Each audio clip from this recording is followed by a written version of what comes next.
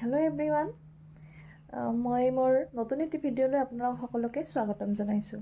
আজি মই দিনত মটৰৰ চাটনি এখন বনাইছিলোঁ, কিন্তু এই ভিডিঅ'টো মই ৰাতিহে আপলোড কৰিলোঁ। তেন্তে পলম নকৰি আহকচোন, চাটনিখন কেনেকৈ বনালোঁ তাকেই চাওঁ। এইয়া মোৰ অকণমানি শাকনিখনৰ পদিনাৰ পাত অলপমান লৈ লৈছোঁ আৰু অকণমানি লৈ লৈছোঁ পুদিনা আৰু এইয়া মান ধনিয়াৰ পাত দুটিমান লৈ লৈছোঁ।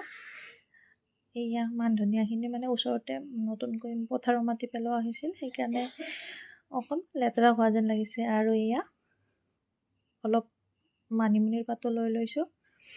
এইয়া এইখিনি গ্ৰীণ মটৰ, অকণমান নহৰু, অকণমান আদা, পিঁয়াজ আৰু জলকীয়া 4টা আৰু এইখিনি অলপমান নৰসিংহৰ পাতো লৈছোঁ। এইখিনি গোটেইখিনি এতিয়া গ্ৰাইণ্ডাৰত দি দিম। এইয়া ক'লা নিমখো দি দিছোঁ, তেতিয়া বেছি টেষ্টি হয়। এইয়া আমাৰ চাটনি ৰেডি। ভিডিঅ'টি শেষলৈ চোৱাৰ বাবে ধন্যবাদ।